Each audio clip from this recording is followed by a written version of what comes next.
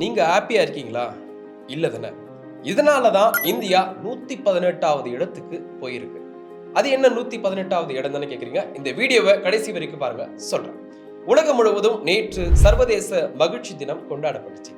இந்த நாள்ல ஐநா ஒரு அறிக்கையை வெளியிடும். அதுல எந்த நாட்டுல மக்கள் எந்த அளவுக்கு மகிழ்ச்சியா இருக்கிறாங்க அப்படின்ற அறிக்கையும் வெளியிடுது.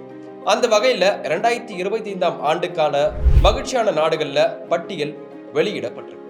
அடுத்தவர் மீது அக்கறை செலுத்துவது, உணவை பகிர்வது, நம்பிக்கை கொள்வது, தாராள மனப்பான்மை, உதவிகளை பெறுவது, மொத்த உள்நாட்டு உற்பத்தி உள்ளிட்டவைகளை கொண்டு 147 நாடுகளின் மகிழ்ச்சி நிலைகளை கண்டறிஞ்சு இந்த பட்டியல் வெளியிட்டிருக்காங்க.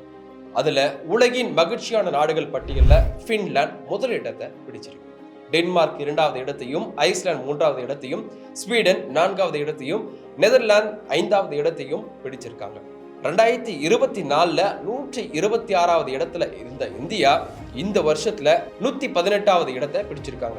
இது ஒரு நல்ல விஷயமா தான் பார்க்கப்படும். ஆனா உக்ரைன், ஈராக் உள்ளிட்ட பல மோதல்களால பாதிக்கப்பட்ட நாடுகளை விட இந்தியா பின்தங்கி இருப்பது சற்று கவலைக்குரிய விஷயமா தான் பார்க்கப்படுது. சரி, நீங்க சொல்லுங்க, உங்களோட லைஃப்ல நீங்க ஹாப்பியா இருக்கீங்களா இல்லையா?